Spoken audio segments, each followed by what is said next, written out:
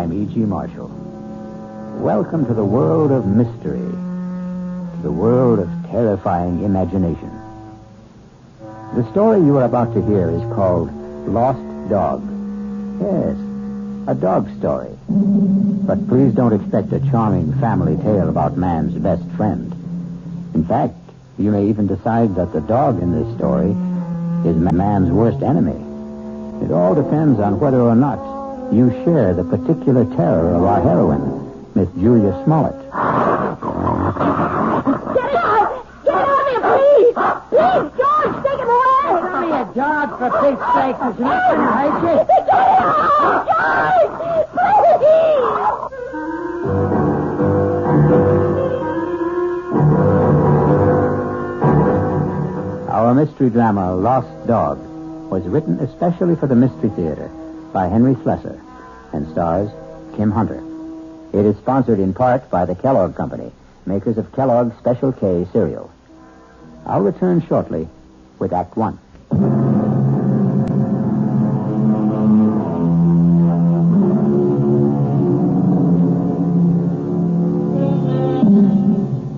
Our story begins in the quiet parlor of a small suburban house at the end of Elm Street.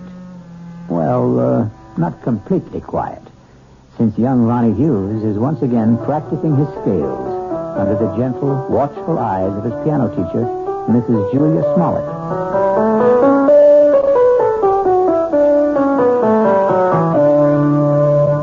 Well, that was very good, Ronnie. It was much better than last time. I still wish we could skip this scale stuff, Mrs. Smollett. I mean, I'm not saying that I'm ready to play concertos yet, but just the same... Why does it bother you here so much, Ronnie? Well, playing scales makes me feel like a little kid, I guess. Oh, that's silly. All the finest pianists had to learn their scales before they could play any composition. I guess it's my fault for starting to learn to play so late in life. Ronnie, 19 years old isn't very late in life. I'm 20, Mrs. Smollett. Are you? Already? Oh, now, that don't tell me you've been coming here a full year. No, just about 4 months. But my birthday was last week. It was on Thursday. You weren't well last Thursday. Oh, yes, that's right. You still don't look well.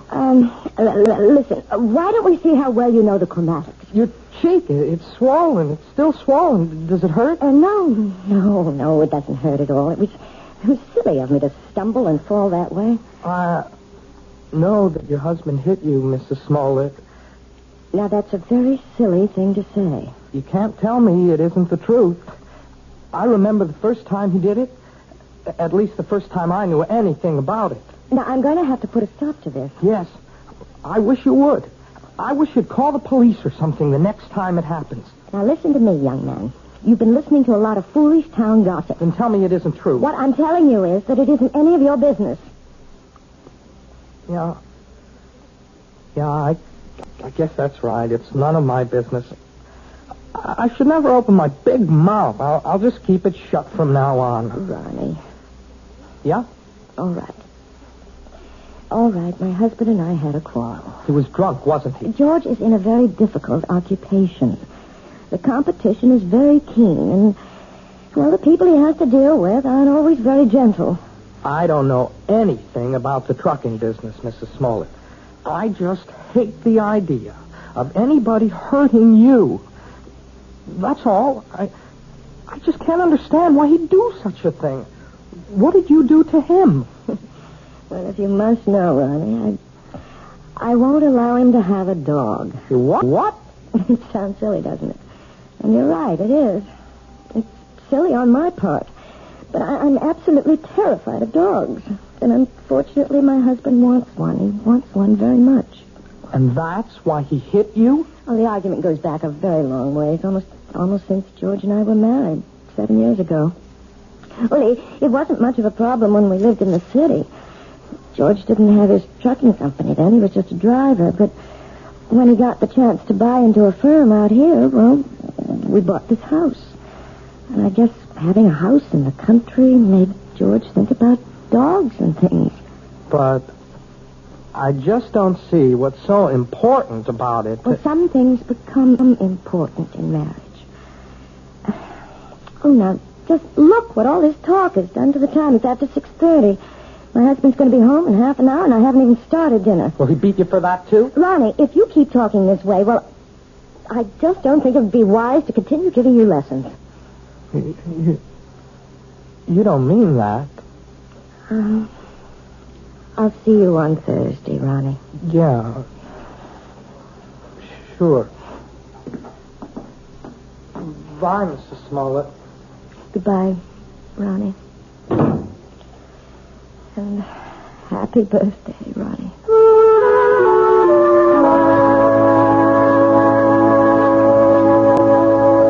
What else could I tell the guy?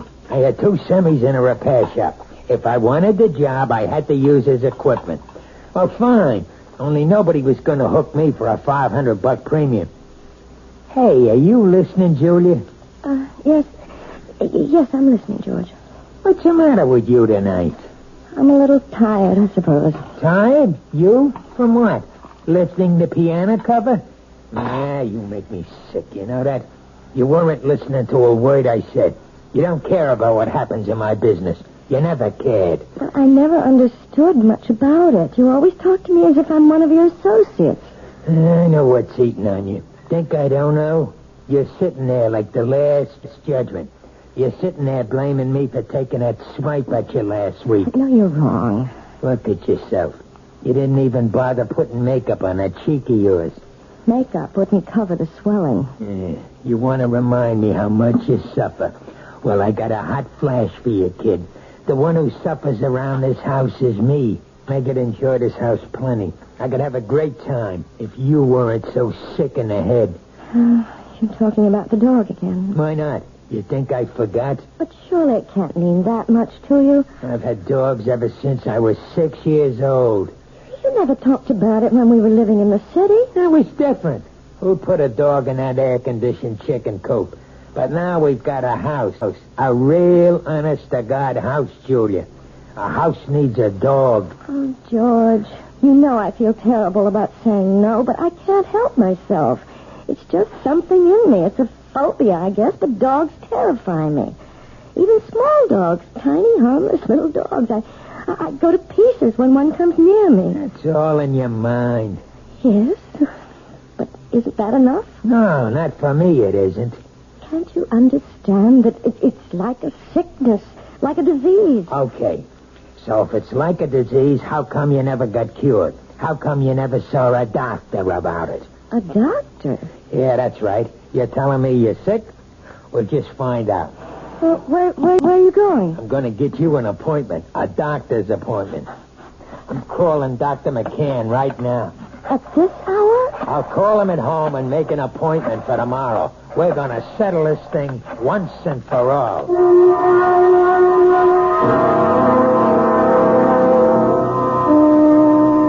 Well, Julia,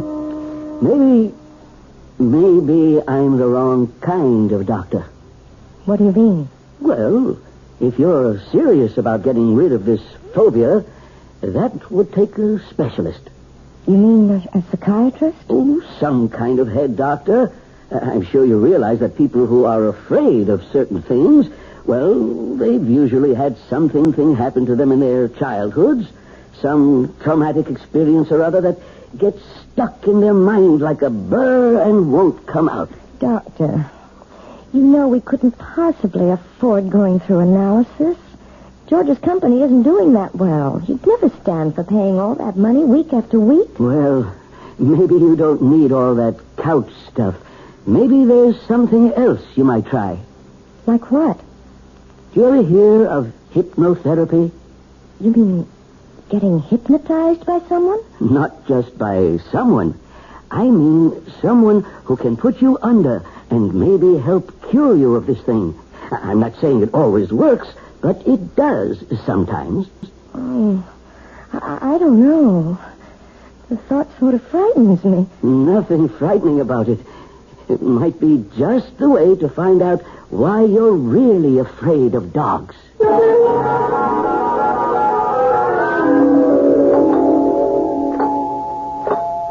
minute.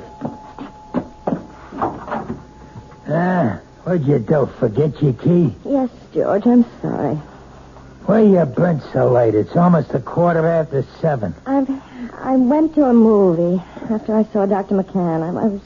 I was just so nervous. I had to get out of myself, so I went to this movie, and it lasted longer than I thought it would. Oh, that's great. Just great. Now what happens to my dinner, huh? Dinner's all ready. All I have to do is heat it. That's a fine thing. I come home early to surprise you. You're not even here. I'm sorry, George. Do you think you should have more to drink now? I mean, it won't take me more than 10 minutes to get dinner on the table. Never mind how much I drink. Besides, I'm in no hurry for dinner. I want to know what the doctor said. Well, it's just as I told you, George. There's nothing Dr. McCann can do for me. It's not something that can be cured with a pill. There's gotta be some way. Well, he suggested that maybe a different kind of doctor, a hypnotherapist. A what? Someone who hypnotizes you, who tries to make you go back into your past. It sounds like a lot of junk to me. Well, it might do some good. I really don't know. I'll tell you what would do some good. A little direct action. That's what you need. What are you talking about, George? The only way to learn how to swim is to jump in the water, right? Well, that's what you need, Julia. I simply can't make you understand, can I? Well, maybe I can make you understand. Forget it. You want to get that dinner ready? I'm hungry. Yes, I'm going now. Look, why don't you change first? Change? Yeah, your clothes. Get more comfortable. Well, yes, I think I'd like to do that, George. I won't be long.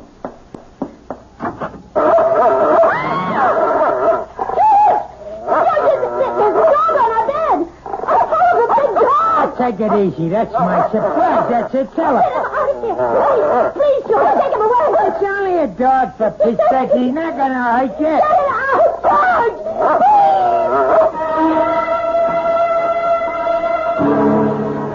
It only goes to prove that there are more terrors in this world of ours than anyone imagines. But the question in the Smollett house is, which one is the real terror? Attila the dog or George the husband? We'll learn more about both of them when we return shortly with Act 2. This is WOR New York, your station for the Mystery Theater.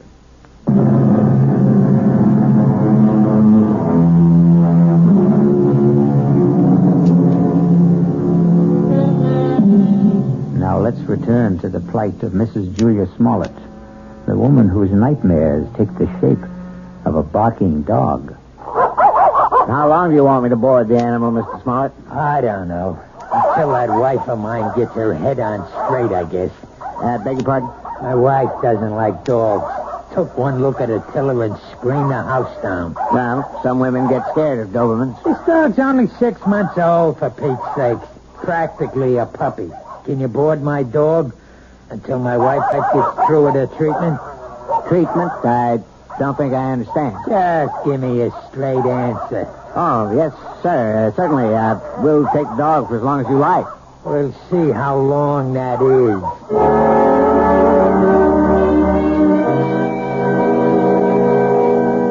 Please sit down, Mrs. Smollett. Thank you. Right here, Mr. Smollett. Yeah, thanks. You both seem a little nervous. I'm sorry, Dr. Froelich, but I suppose I am.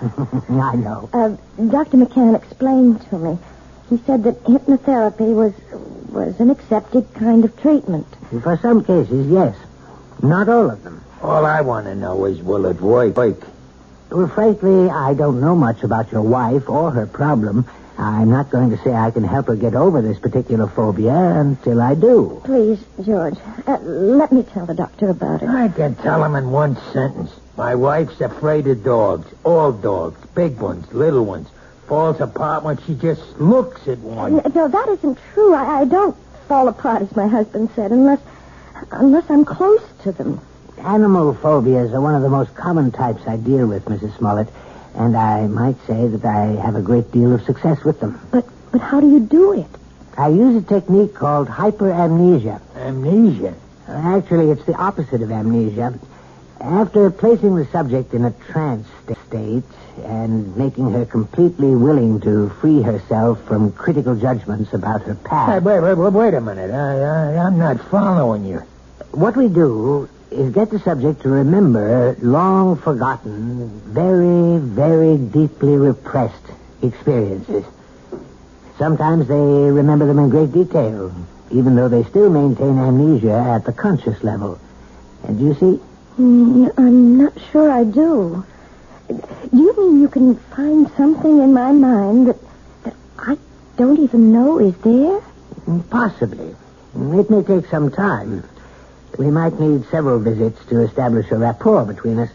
But if all goes well, we should soon be able to find out if anything in your past is causing this problem. And, of course, that something will most likely concern a dog.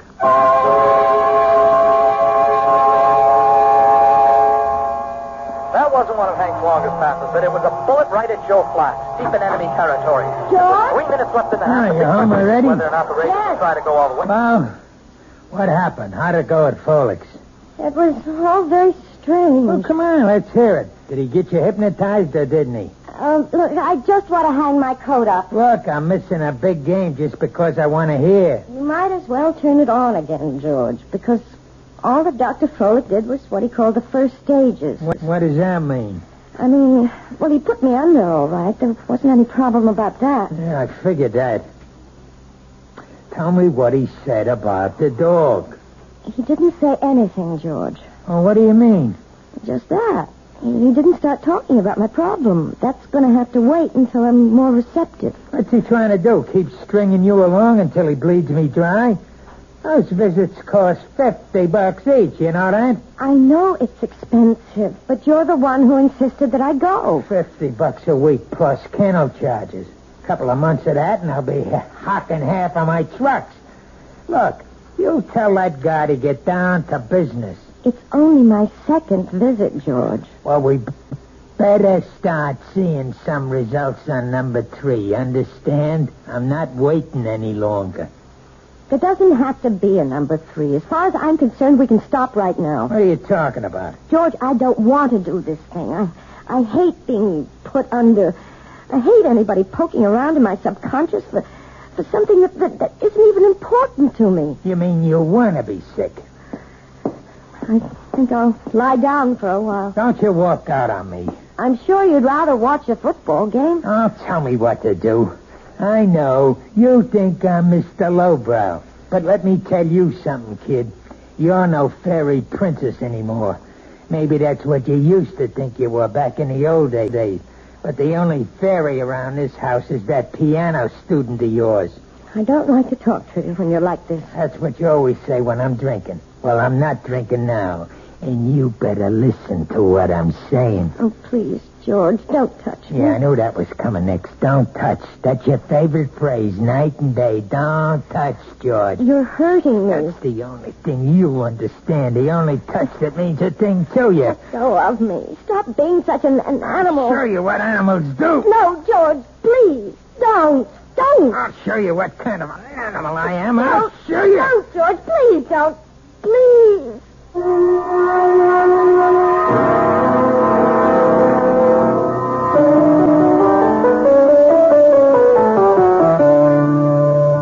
Well, I guess that wasn't much better, was it?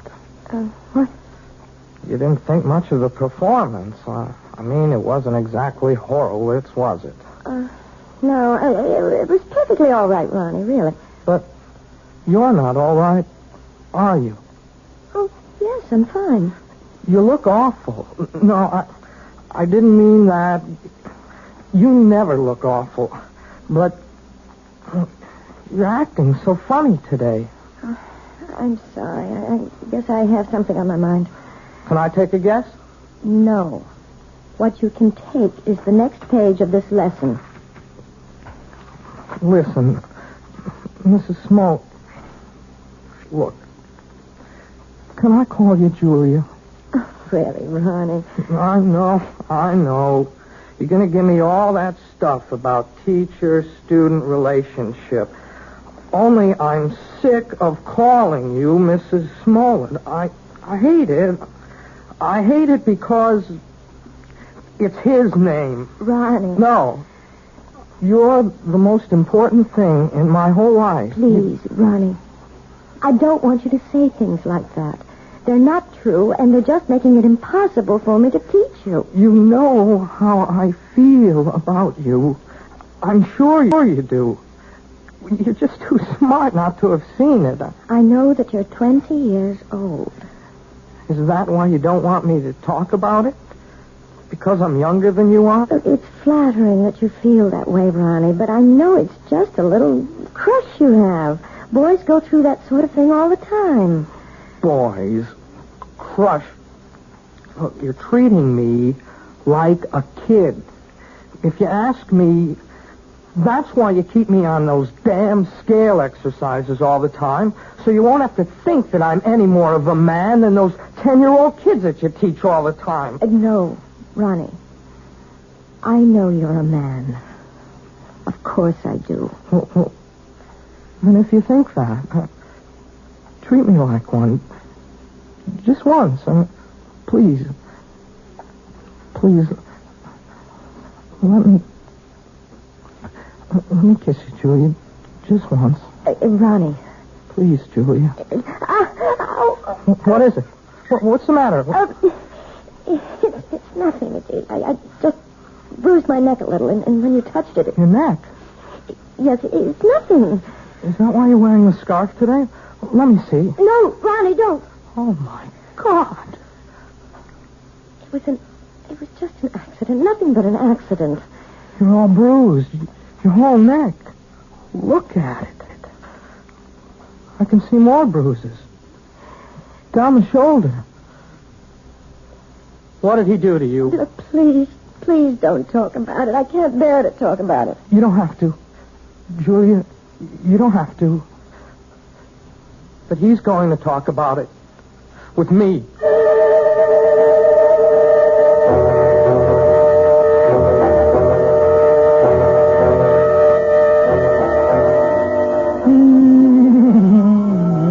Hey, listen to that, will you? Doesn't that bring back memories? Hey, Julia. What? That song. We used to dance to it, remember? In a girl room, first year we were married. Hey, you want a drink? No, thanks. You're drinking enough for both of us. Makes me feel good. Yes, I know. I should think about wives. They ought to do what their husbands do. A man needs a pal, not just a wife. I'm sorry that I'm not a pal, George. That's why I need a dog, you understand? A man's got to have a friend. Somebody who understands him, you see? You really think that dog, what's his name, would understand you? His name's Attila. Attila. That's an awful name for a dog. A frightening name. Everything scares you, even names. Oh, who the heck is that? I don't know. Hello, Mr. Smollett. Hey, what is this? Since when do you give piano lessons at night, Julia? Ronnie, what are you doing here? I didn't come for a lesson. I came to talk to Mr. Smollett. You want to talk to me? About what? May I please come in, sir? Yeah, sure. Come on, Sonny. Ronnie, you shouldn't have come here. I won't stay long. I just want to say something to your husband. Sure, kid. Go ahead. I wanted to say that I know what you're doing to Julia. I know how you've been hurting her, and I won't let you get away with it. What was that? Oh, Ronnie, no. No, even if she doesn't want to say anything about it, I will. You touch her again, I'll go to the police. I mean that. See, there are laws in this country. I think maybe I'm hearing things. I swear, Mr. Smollett, you ever hit her once more, you're going to go to jail. So I'm going to jail her, and you're going to put me there. Ronnie, I begged you not to do this. No. It's okay, Julie. I like hearing this. I mean, I want to know what the younger generation is thinking. You don't want me to hit my wife anymore, is that it? That's it. You sure you know the difference between hitting and just giving little love taps? Please, Ronnie, go. Go right now. I mean, maybe you made a mistake, kid. For instance, this is a love tap. Oh, George! Now, that's a love tap, Ronnie, baby. This is... Oh, George, stop it! Don't! And you see the difference, kid? You better be sure you know the difference before you talk to the cops. George! George, don't!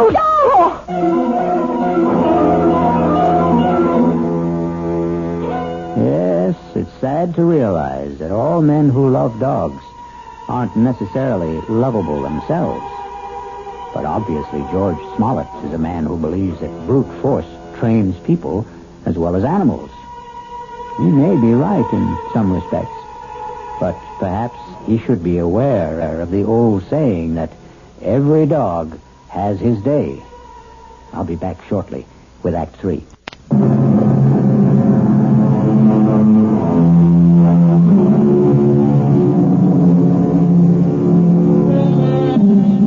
An important day has arrived in the life of Julia Smollett and her husband George, because Julia is on her way to the offices of Dr. Froelich, who has promised that this is the day which may bring her back to the forgotten days of her past, perhaps to the very day when she equated the word terror with the friendly eyes and wagging tail of man's best friend. This better be the payoff. That's all I've got to say. I hope you're not disappointed, George. Well, at least you're talking to me. That's the first word you've said to me in 2 days. I haven't had much to say. Look, the kid Ronnie's all right. I didn't mark him up. He's still as pretty as ever. That worries you, doesn't it? Nobody's got a right to walk into my own house and say those things to me. You have nothing to worry about, George. Yeah, that's what you say. $50 a visit is something to worry me, and $40 a week for the dog, and a lot of other things. We've also lost a piano pupil. I suppose you realize that. Who cares about that? Ronnie paid $20 a week for his lessons, George. I won't miss it. Not as much as you'll miss your little Prince Charming. Well, what about it? About what? You're gonna miss him, right? You're not gonna have any shoulder to cry on, are you?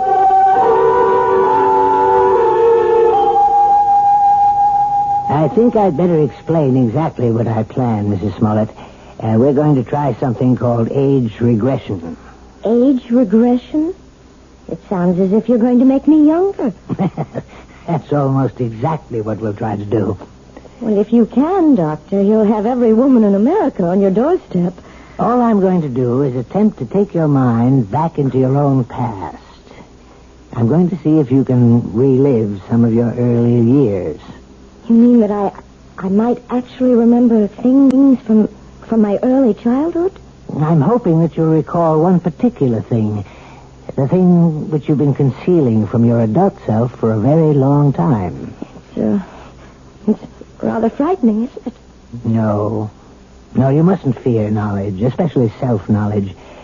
Now, we'll just draw the window shade and we'll get started.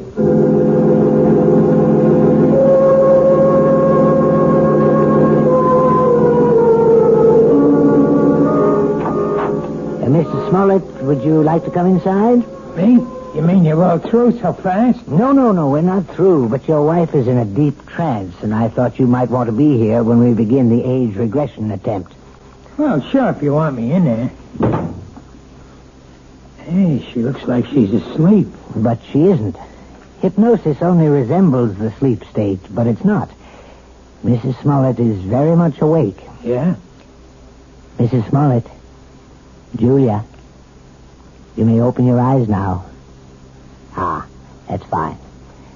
Now, tell me, do you know what day it is today? Yes. Wednesday. No, you're wrong. It's Friday, Julia. Is that right? Yes, Friday. No, Julia, it isn't Friday either. Do you know what day it is now? No. I don't know what day it is. In fact, right now you don't know the day or the month or even the year, Julia, do you? No. You see, Mr. Smollett, I'm purposely doing this to dislocate your wife in time. Oh, yeah, I understand. Julia, you're going to be a child all over again. You're going to see and hear and feel everything you did since you were a baby. And you're going to tell me everything I want to know about what you see, hear, and feel. You're going to answer all my questions starting right now. You understand? Yes. Julia, you are 1 year old. Do you hear me? You're an infant, only 1 year old. Tell me what you know, Julia. Tell me if you're afraid of dogs.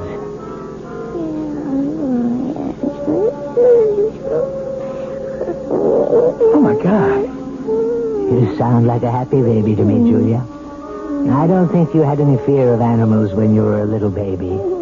Did you? Now you're 2 years old, Julia. You can probably say a few words now. Are you afraid of dogs? No. And now you're 3, Julia. You're growing up very quickly. Now you're a big 3-year-old girl. And are you afraid of dogs now, Julia? No. I'm not afraid of Bow Wow. You're 4 years old now, Julia. Tell me if you're afraid of dogs now. It's all right to shake your head as long as you tell me, Julia. Now you're 5 years old. What? Still not afraid of dogs? No, I'm not afraid. Now you're 6, Julia. 6. This can go on forever. Please, Mr. Smollett. Not afraid at 6, Julia?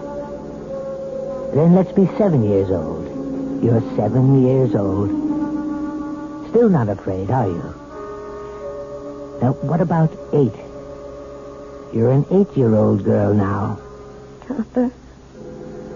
Topper. What was that? Topper.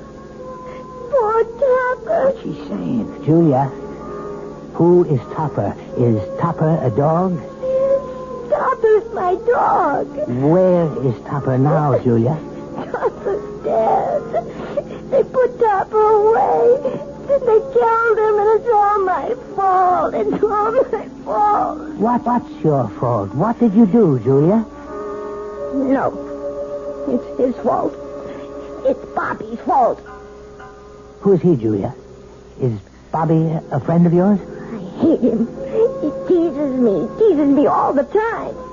I'm glad I did it. I'm glad. Only don't kill Topper, please. Please don't kill my dog. Does all this mean something? Yes, it means a great deal, Mr. Smollett. Julia, now please listen. I want you to tell me all about Bobby and Topper. Bobby lives next door. He's 10. He teases me. He pulls my hair. He tore my dress. He put mud in my shoes, and he hit Topper with a rock. Mommy! What happened, Julia? Why are you calling your mother? What's happened to Bobby? He's killed him. He killed him. Who? I warned him. I told him what I would do. I told him. Was it Bobby you warned? Stick him, Topper. Kill him. Oh, my God. Quiet. Julia, listen to me. I want you to explain everything to me very clearly. Did you tell your dog to hurt Bobby? Yes. Did he hurt Bobby? Did Topper kill him? No. He hurt Bobby. He didn't kill him. He hurt Bobby in the neck, but they killed Topper. They killed my dog. And it's my fault.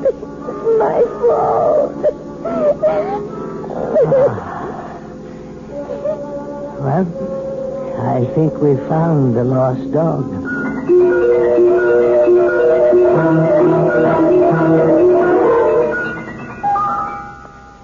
So, now you know, Mrs. Smollett. Now you may be able to understand. It was this one incident in your childhood, this one tragedy of your past innocence, which is responsible for your phobia. More than anything, you have a strong feeling of guilt. You blame yourself for what happened to little Bobby, when in all likelihood you were not in any way at fault. No, Dr. Froelich. You're wrong about that part. It was my fault. I remember it all now. You probably just wished that Topper would turn on the little boy, and you saw your wish become a reality. So you accused yourself of a crime. I didn't wish it. I told Topper what to do. I hated Bobby so much I wanted him to sink his teeth in that little boy's throat. Well, at least you've brought it all into the light, Mrs. Smollett. And something tells me that it won't be long before you'll willingly accept the love and friendship of a dog again.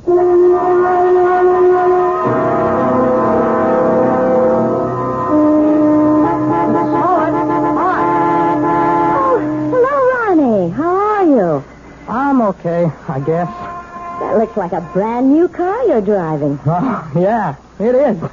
My parents gave it to me for my birthday, but, well, it took a couple of months to get it here from the factory. Well, you see, I wanted a couple of special things done to it. It's very handsome, Ronnie. I'm sure you're enjoying it. Yeah, it's great. I guess you've been shopping, huh? Yes, I have been. Ronnie, maybe you'd like to come inside for a few minutes for some tea or something? I'm afraid I can't right now. See, I'm supposed to pick up Lisa at her house. Lisa? Yeah, Lisa Bryant. We, sort of going steady now. Yes, of course.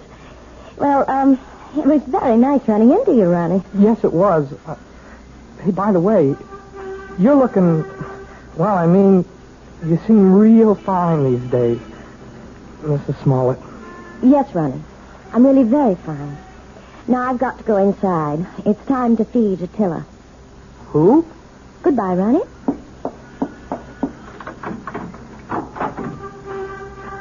Attila! Where are you? Attila? Here, boy. Oh, where's that animal? Oh, well, I suppose he's playing in the yard or something. Oh, or maybe he's in the bedroom. Attila? No, not in there. Oh, I see George's jacket's back from the cleaners. I hope they haven't taken all the smell out of it. No, they couldn't do that. Nothing will ever take the smell of George out of anything. Now to find that animal. Attila! Where are you? Attila? Are you here? Oh, there you are. Oh, for heaven's sake, are you still tied up, you poor thing? Well, don't worry. I'll have you out of that in a minute.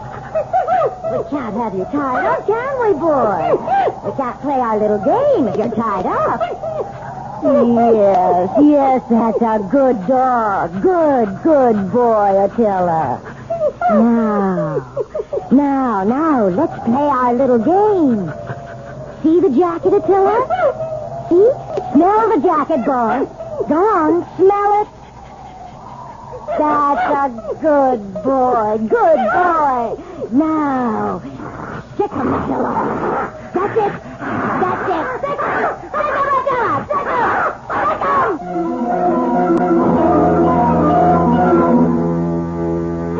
Who said a dog has to be man's best friend? Why not woman's best friend? Especially a woman like Julia, who's just learning how really helpful a dog can be. Or rather, she's remembering how helpful. And one day soon, George Smollett will come home to a very surprising greeting from his own pet. I'll be back shortly.